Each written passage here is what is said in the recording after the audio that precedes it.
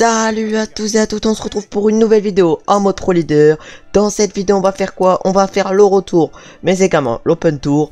Et si on se qualifie pour Paris-Nice et le Dauphiné, on fera également les 3 jours de la Provence. Mais en tout premier, dans cette vidéo on va directement faire la 3e étape de cet Open Tour entre Ypres et Arambert-Port-Duénot. Une étape où figure pas mal de secteurs pavés. Dans la dernière vidéo on avait réussi à prendre le maillot jaune avec notre coureur.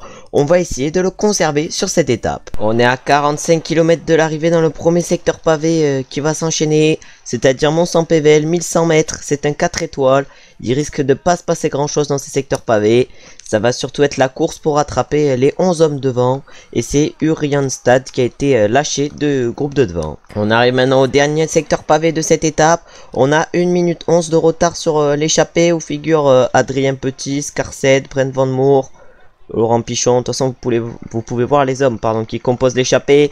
Et dans ce groupe c'est Peter Sagan qui vient d'accélérer. De Peter Sagan, on va essayer d'aller chercher Peter. Oh, il est combien au général Peter Sagan?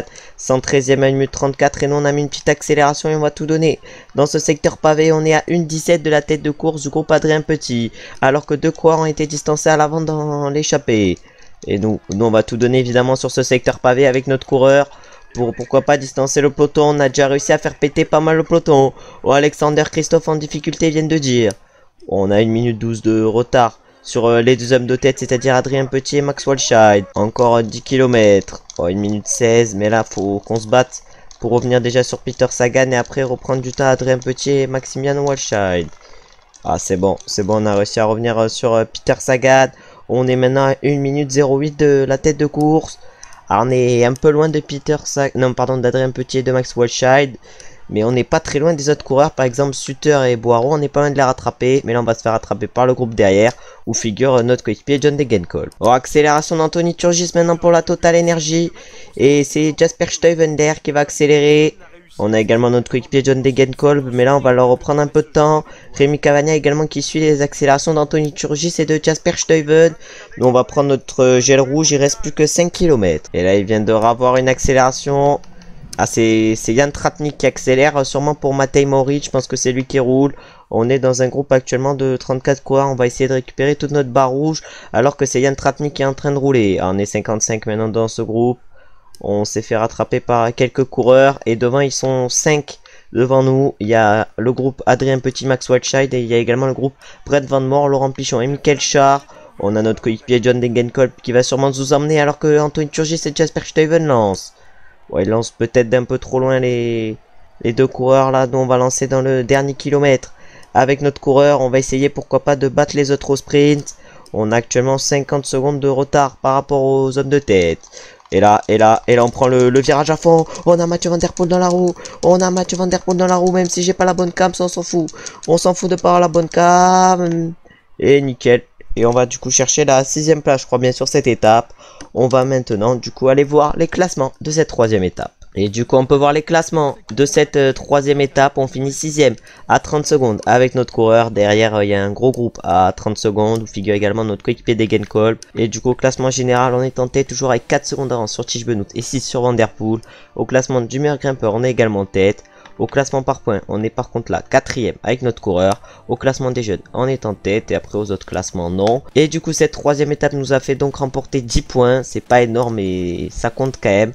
On est quand même loin des Arkea Samsic et des Trek Segafredo qui sont loin devant nous. Et maintenant on va se retrouver pour la 4e étape de l'Open Tour et l'avant-dernière qui arrive au mur de Huy. On va essayer encore une fois de garder notre maillot jaune avec notre coureur. On est à 8 km 700 de l'arrivée, on va bientôt arriver dans la côte Saint-Léonard et on va évidemment essayer d'accélérer avec notre coureur. Et on arrive au pied de ce mur Saint-Léonard et qui fait 1,3 km à 8,8% et on accélère dès le pied.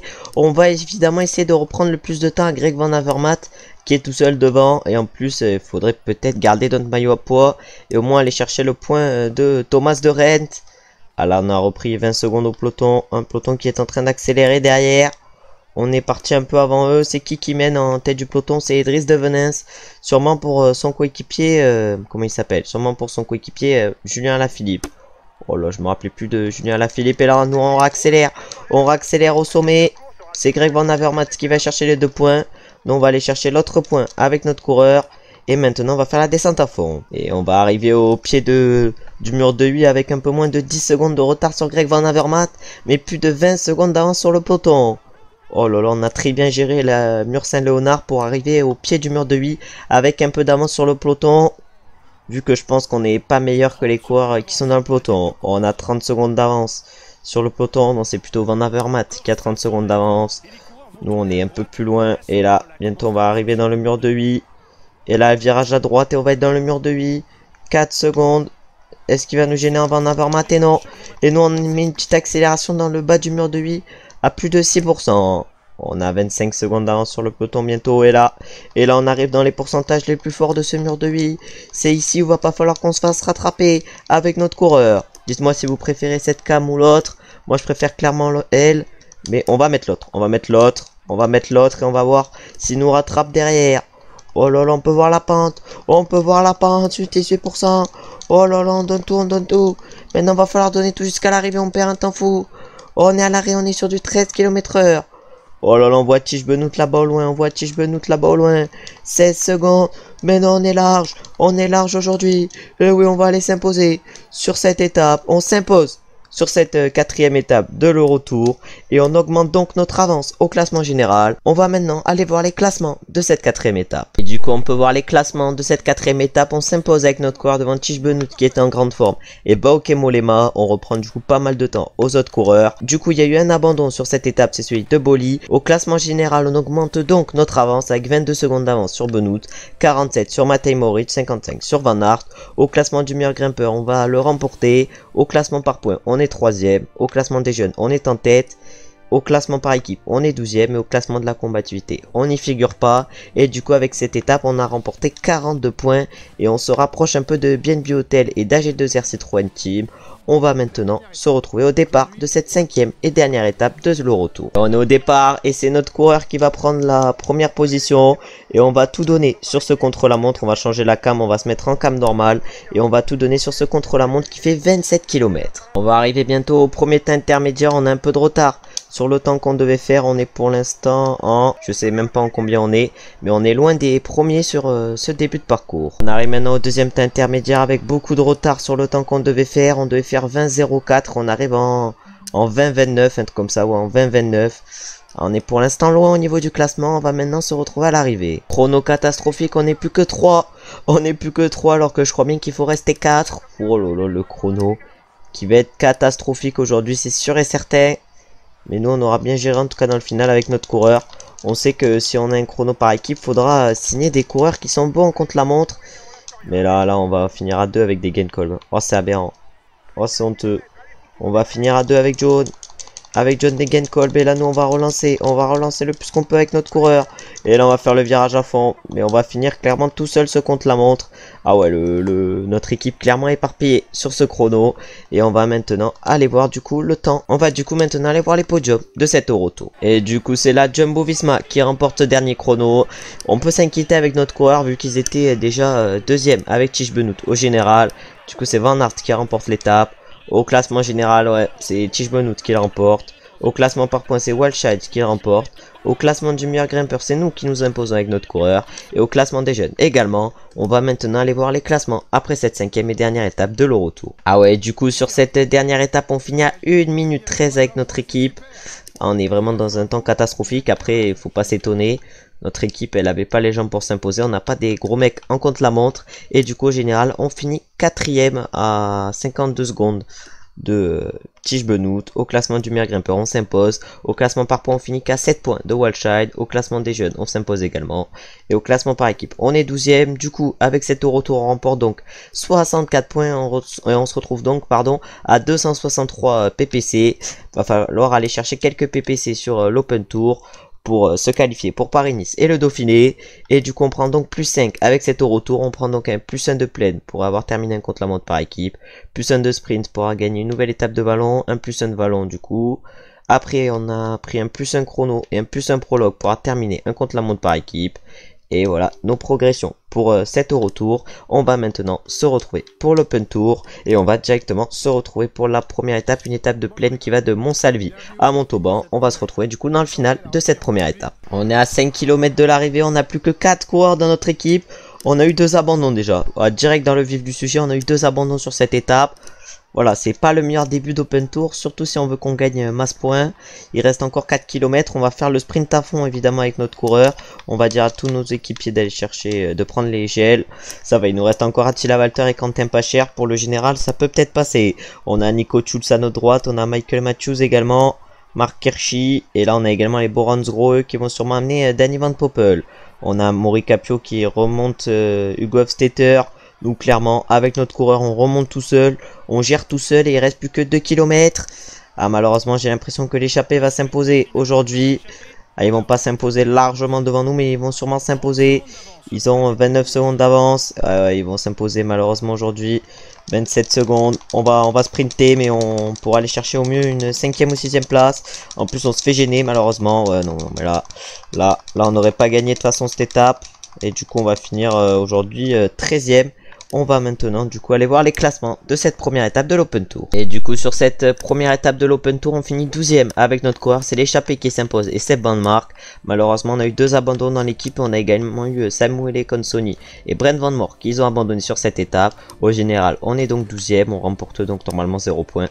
On remporte donc 0 points aujourd'hui. Et on va maintenant se retrouver pour la deuxième étape où on va essayer cette fois-ci d'aller chercher des points et d'aller chercher la gagne avec notre coureur. Bon, on accélère un peu et on va du coup aller chercher le point qui est en haut. On va maintenant se retrouver dans les 5 derniers kilomètres. On est du coup maintenant à 5 km de l'arrivée ici à Toulouse. On va évidemment essayer d'aller chercher la victoire d'étape. Thomas de Rent, le maillot vert, a craqué, lui qui je crois bien était dans l'échappée sur cette étape. Nous on va essayer évidemment de réaliser une bonne place. On a pour l'instant 8 points au classement du maillot vert. On va essayer évidemment pourquoi pas de passer en tête et d'arriver surtout en tête sur cette étape. Excusez-moi, pas de passer en tête mais d'aller gagner cette étape qui arrive à Toulouse. Allez, on a Nico Schulz à notre gauche, on a Mark Kirschi qui lance le sprint pour Pascal Ackermann. On va évidemment essayer de tout donner dans cette ville de Toulouse pour aller chercher la victoire. Là ça va tourner à droite. Ah ouais, non mais je me fais gêner clairement par Sonny Colbrelli. Et nous on en met une petite, oh nickel, nickel, on en a mis une petite. Encore 2 km. On a David Chimolai dans notre roue pour la Cofidis. Oh, ça va être un sprint sûrement serré. Michael Matthews qui va lancer Caden Groves. Et nous on va se mettre dans les roues. Oh, ça a prise un peu. On va lancer. On se met dans la roue à Girmay. Girmay qui semble très rapide. Oh là là, Peñam. On a également dans la roue à Pascal Ackermann. Peñam, Girmay, Pascal Ackermann. Oh, on n'est pas assez rapide. Je crois qu'on fait 6e ou 5e sur cette étape.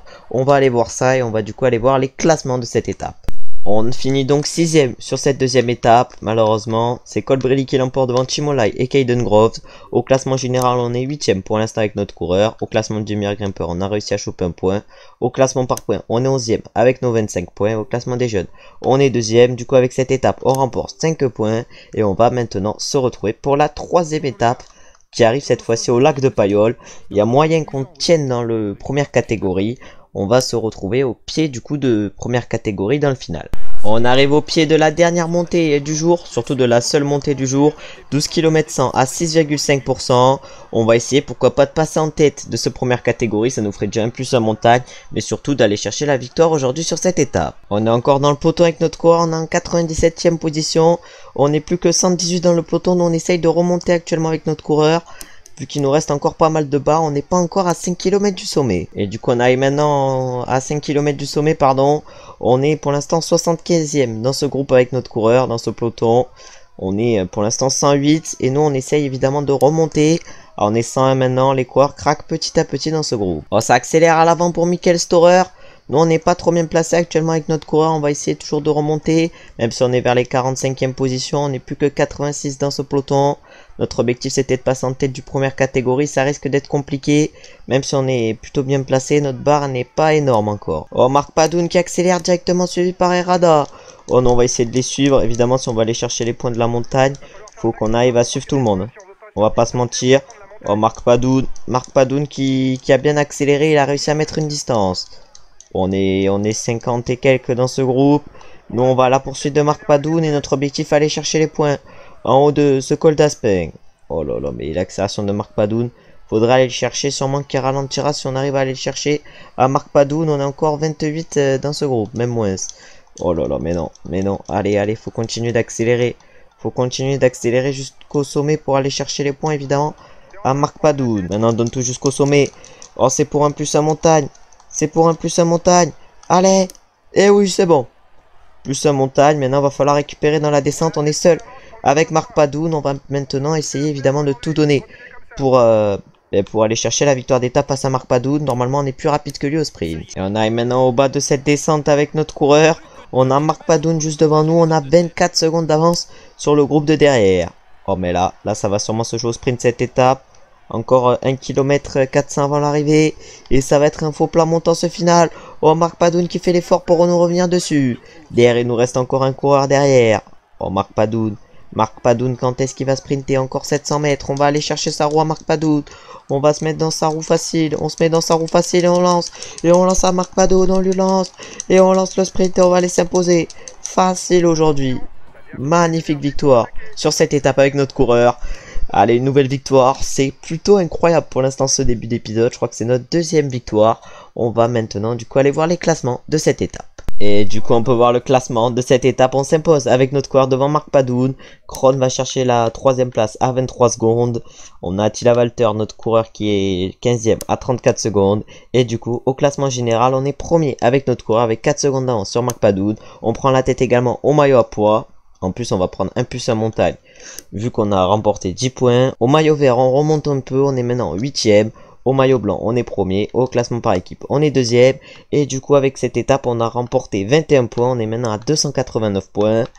Moi qui voulais viser Dauphiné Paris-Nice, on peut même peut-être viser un Tour de France et les autres classiques. Et maintenant, on va se retrouver au départ de cette 4ème étape qui arrive au col de Néron, où on va essayer peut-être d'aller chercher une victoire d'étape, mais également peut-être de prendre l'échappée. On est du coup au départ de cette étape, de cette 4ème étape de l'Open Tour. On va peut-être faire rouler nos coéquipiers dans cette seconde catégorie pour passer en tête et du coup à prendre un plus 1 en montagne. On arrive au sprint inter, malheureusement on n'a pas pu choper les points dans les 2 secondes catégories vu qu'il y avait une échappée.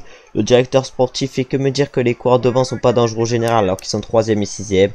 C'est un peu un bug. Et là maintenant on va du coup arriver au sprint inter. On va essayer d'aller chercher les points avec notre coureur. Un sprint en faux plat montant qui pourrait peut-être nous avantager avec notre coureur. Ah ouais, mais j'ai peut-être lancé un peu trop tôt. Ça pourrait peut-être nous avantager, mais j'ai peut-être lancé un peu trop tôt. Et on va sûrement arriver, 4ème du sprint inter et 2ème du peloton derrière Ackermann. On arrive maintenant à 6 km de l'arrivée. On va bientôt arriver dans le col de Néron. Il nous reste plus trop d'énergie malheureusement avec notre coureur. On va essayer pourquoi pas de récupérer dans cette plaine. Mais ça va être dur de récupérer. Et surtout que depuis tout à l'heure, les IF impriment un gros tempo. Aidé par les bike exchange. Bon, ça va, la montée est assez courte. Même si elle a l'air assez pentue. Après, j'ai jamais fait cette montée pour l'instant. Je crois bien que sur le jeu. Vu qu'à chaque fois avec mon coureur, je pouvais pas la faire. Vu qu'on était trop loin. Du coup, je la faisais pas. Je vais pas la faire pour le plaisir. Vu qu'on était trop loin pour l'étape. Mais également pour le général. Et du coup maintenant on va faire la montée à fond. 3 km 700, 9,2%, c'est vrai que ça monte. Et là c'est Magnus Cort Nielsen et Brandon McNulty qui mènent le rythme devant. Je pense qu'on a assez de jambes pour aller chercher pourquoi pas une victoire aujourd'hui. On a bien réussi à remporter des étapes à Landerneau. Pourquoi on n'y arriverait pas au col de Néron? Et là c'est Rudy Mollard maintenant qui accélère. Sûrement pour Michael Storer. On a Brandon McNulty directement dans la roue. Rudy Mollard qui accélère. Oh là là, Rudy Mollard qui doit sûrement accélérer pour Michael Storer. Nos stats en vallon peuvent peut-être nous aider. Je crois qu'on a 75 vallons. Rui Costa, notre coéquipier qui vient de craquer. On a également eu notre autre coéquipier Quentin Pacher qui vient de craquer. Après, c'est normal, ils ont roulé toute la journée pour nous. Bon, encore 2 km 400. Ça continue d'accélérer devant pour Alexei Luchenko également. On a également Rudy Mollard ou Michael Storer. Nous, on va évidemment essayer d'accélérer un peu. Parce que sinon on va pas pouvoir les suivre. Mais on va pas accélérer trop fort. On va pas accélérer trop fort. Alexei Luchenko qui continue d'accélérer. On n'est plus que 68 dans ce groupe. Il y a un écrémage qui se fait par l'arrière. Oh là là, mais Rudy Mollard, qu'est-ce qu'il est fort Rudy Mollard. Nous on a l'air pas mal également. Oh, ils sont partis à 3 devant. Ils sont partis à 3 devant. On va bientôt prendre notre gel rouge. Notre gel rouge qui risque de nous être d'une grande aide. Pardon, aujourd'hui Michael Storer. Michael Storer qui accélère. Oh là là, Michael Storer qui accélère dans ce col de Néron. On a Marc Padoun dans la roue. Oh, Marc Padoun, faut le coller. Marc Padoun, faut le coller, Marc Padoun. On va prendre ses roues, au Marc. Oh là là. Ah, Carlos Rodriguez qui s'est fait décramponner, pardon. Michael Storer, il est combien? Il est 13ème à 41 secondes. Au classement général, on va prendre bientôt la roue à Jonathan Castroviejo et Iban Sosa qui viennent d'accélérer. Encore 500 mètres. Encore 500 mètres et nous on lance. On lance à 500 mètres si on va aller chercher Michael Storer. Faut qu'on lance maintenant. Oh là là, malheureusement, j'ai l'impression qu'on n'a pas les gens pour aller chercher Michael Storer. Et non, j'ai l'impression qu'on va faire 2 aujourd'hui. On aura pu tout tenter. Oh, faut pas qu'on se fasse doubler par Castroviero. Non, c'est bon. On fait 2 derrière Michael Storer. Castroviero fait 3. Derrière, je sais pas qui c'est. Mais j'ai l'impression par contre que Marc Padoun est loin sur cette étape. On va du coup aller voir les classements de cette 4e étape de l'Open Tour. Du coup, sur cette 4e étape, on finit 2e avec notre coureur à 9 secondes de Michael Storer. À 9 secondes, on retrouve également Castroviero. Et derrière, c'est loin pour le général Marc Padoun qui a craqué, qui finit à 44 secondes. Et du coup, au général, avant la dernière étape, on a 28 secondes d'avance sur Michael Storer et 45 sur Marc Padoun. Ça va être dur de garder notre maillot, vu qu'on n'est pas un grimpeur. Et du coup on remonte à la 17e place au classement avec 304 PPC. Pour l'instant on est qualifié pour le Tour de France, mais il faut finir quand même dans les 18 premiers pour se qualifier. On va maintenant se retrouver pour la dernière étape de cet Open Tour, où on va essayer évidemment de garder notre maillot jaune avec notre coureur, et pourquoi pas de passer en tête d'un col de première catégorie pour reprendre un plus en montagne. On va bientôt arriver au sommet, nous, avec notre coureur. On va essayer évidemment d'aller chercher les points pour prendre un plus en montagne, et pourquoi pas nous rapprocher également du maillot à poids. Ça va clairement pas nous déranger. Il nous reste un peu de barre encore. On a pris notre gel bleu dans ce col. Oh, mais on se fait gêner par tout le monde. Encore 1 km. On va monter au train, pardon, parce que là normalement il devrait ralentir vers le sommet. Je sais pas s'ils vont ralentir, mais nous en tout cas on va tout donner pour passer en tête. Oh, ils sont plus que 51, mais nous on est encore là. On va essayer évidemment d'aller chercher les points en haut. Encore 400 mètres avant le sommet, et nous on va aller chercher les points. Oh, mentalement ça fait mal qu'on aille chercher les points. Oh lolo lolo lolo. On arrive même à leur mettre un peu d'avance. Et là du coup on arrive à passer en tête, et on prend du coup un plus en montagne. On va maintenant se retrouver pour le sprint inter. On arrive maintenant au sprint inter avec notre coureur. Oh là il y a un virage de mort, et là on va sprinter. Et là on sprint direct en sortant du virage. Oh mais c'est quoi ces virages sur ce sprint inter? Oh là là, mais c'est aberrant. C'est aberrant ces virages sur ce sprint inter, et nous on va essayer d'aller chercher les points. Oh, il y a Asmeketa derrière. Ouf, peut-être qu'on porte un peu trop nos couilles. Bon, on va quand même essayer, on va quand même passer en tête, mais on a un peu porté nos couilles, et du coup on s'impose devant Thomas de Rente et Asmeketa sur ce sprint inter. On arrive au pied du Mont Ventoux avec notre coureur, il y a un groupe de 11 devant, on figure Georges Bennett et Fortunato. On va essayer de bien gérer ce col. On va se retrouver sûrement dans les 10 derniers kilomètres pour voir ce qui se passe pour nous dans ce col. On va sûrement perdre beaucoup de temps, mais au moins limiter la casse par rapport aux autres. On a été distancé évidemment dès le pied de ce Mont Ventoux, mais on va y aller à l'effort curseur, un peu comme à la Godu, pour essayer évidemment de bien gérer cette montée et de finir au moins peut-être dans les 25 premiers aujourd'hui. Et pour l'instant, à plus de 3 minutes de la tête de course, à plus de 2 minutes du peloton, je pense qu'on va finir très loin aujourd'hui avec notre coureur, mais on va essayer de gérer la montée pour reprendre les coureurs un à un, ceux qui craquent du peloton. Mais surtout, mon objectif là, c'est clairement de finir à fond le Mont Ventoux. Ils sont plus que 5 à l'avant, et on retrouve notre coéquipier pour l'instant, Attila Walter, qui va bientôt craquer vu la barre qui lui est restée encore. Plus que 7 km, nous on a plus de 5 minutes de la tête de course, je crois bien. Bon, on est à 5 minutes 06. Il nous reste encore 6 km. On va à notre rythme depuis tout à l'heure, mais on va finir très loin aujourd'hui. Et là, on va dire à Attila Walter d'attendre limite Skelmoz, alors que devant c'est Marc Padoun qui accélère. Et du coup, c'est Marc Padoun qui va s'imposer aujourd'hui sur cette étape du Ventoux. On va finir à plus de 10 minutes, je pense, avec notre coureur. Lui qui a vécu une journée difficile sur la 4e étape, Marc Padoun s'impose. Il va sûrement s'imposer devant Michael Storer et Jonathan Castroviero, qui étaient les hommes forts sur la dernière étape. Nous, malheureusement, on n'avait pas ça en montagne pour aller chercher quelque chose. En plus, je pense que j'ai pas géré au mieux la montée. Je pense que aller au train dans ce Mont Ventoux, c'est pas la meilleure solution. On va du coup finir, je pense, à 7 minutes 49. Par contre, on va avoir également, je crois bien, la 5e place de notre coéquipier Attila Walter à 2 minutes 49, 2 minutes 50. Ouais, mais il arrive jamais Attila ou quoi? Bon, en tout cas, on va voir quand il va arriver Attila. Normalement, il va aller chercher la 5e place. Et après, voilà, Attila qui va chercher la 5e place. Et maintenant, on va se retrouver à l'arrivée. Et nous, par contre, on va finir l'étape à fond avec notre coureur. Encore 500 mètres. On va aller chercher, pardon, sûrement une 40e place aujourd'hui. Ben, je pense que c'est ce qu'on va réussir à aller chercher. Alors que c'est qui roule là, c'est Jakob Fuglsang. A même une 39e place qu'on peut peut-être aller chercher aujourd'hui. Et oui, 39e place avec notre coureur aujourd'hui, une étape pas trop mauvaise pour nous. On va maintenant aller voir les podiums de cet Open Tour. Et du coup, c'est Marc Padoun qui remporte cette dernière étape de l'Open Tour. Il remporte donc le classement général. Le classement par points est remporté par contre par notre coureur. Le classement du meilleur grimpeur également par notre coureur. Et le classement des jeunes élus remporté par Michael Storer. On va du coup aller voir les classements de cette 5e et dernière étape de l'Open Tour. Et du coup, on peut voir les classements de cet Open Tour avec la 5e place de notre coéquipier Walter. Nous, on va chercher une 39e place au niveau du Mont Ventoux? Est-ce qu'il y a eu des hors-délais ou des abandons sur cette 5e et dernière étape? Marc Padoun en tout cas s'impose devant Mikel Storer et Castroviejo. Ah oui, il y a eu pas mal de hors-délais. On a été 131 à arriver en haut du Mont Ventoux dans les temps. Et du coup, au général, c'est Padoun qui s'impose devant Mikel Storer et Jonathan Castroviejo avec la belle 6e place d'Attila Walter. Nous on finit 21e, mais on remporte le maillot vert et le maillot à poids. Et du coup on a remporté 36 PPC, on a donc maintenant 340 PPC. Faudrait que la Total Energy nous reprenne 40 points et on progresse encore une fois. On prend donc un plus de montagne, ce qui nous fait un beau 70 montagnes. Et on va maintenant participer du coup au championnat du monde, vu qu'on vient d'être sélectionné. Championnat du monde vallonné entre Imola et Imola. On va essayer de réaliser une grosse course. On va d'abord aller voir la forme que nous avons pour ces championnats du monde. Et du coup, malheureusement pour nous, Alaphilippe est en mauvaise forme. Et nous également, on est en très mauvaise forme sur ces championnats du monde. On risque de ne pas faire grand chose.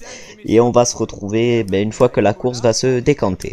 La mauvaise forme se fait malheureusement ressentir, pardon. On vient de faire une défaillance. Ah ouais, mais là, c'est pas ouf. En plus, je tombe. Mais là, la défaillance nous a fait mal. On s'est fait lâcher par le peloton. On va du coup finir loin.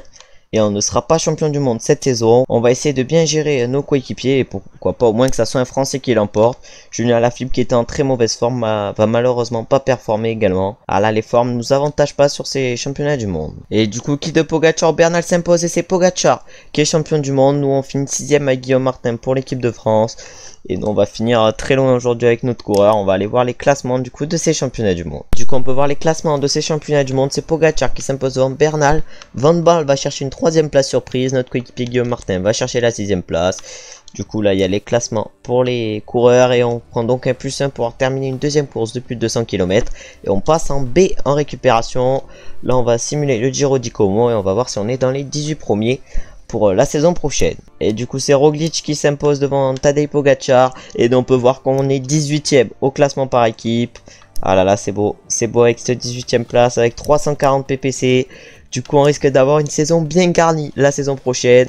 Avec toutes les classiques, on chope même 250 000 €. Et là on va prendre évidemment des coureurs polyvalents pour le chrono. Et du coup voici notre équipe pour la saison prochaine. On a donc recruté Marc Padoun, on a gardé Coquard, on a recruté Castroviejo, on a recruté également Bettiol, on a gardé Degenkolb, on a gardé Bento, on a recruté Walscheid, également Cerny, Groschartner et Lundvingsson. On va maintenant partir pour cette saison.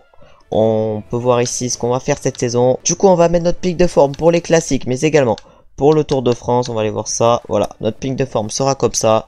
Et du coup, on va directement être en mauvaise forme pour la première course de la saison, c'est-à-dire les 3 jours de la Provence. On peut voir notre calendrier pour cette saison. On peut voir les différentes courses. On aura un contre-la-montre par équipe pour le retour, mais ça sera le seul contre-la-montre par équipe de la saison. On va directement se retrouver pour la première étape de ces 3 jours de Provence entre Embrun et le col du Pointu.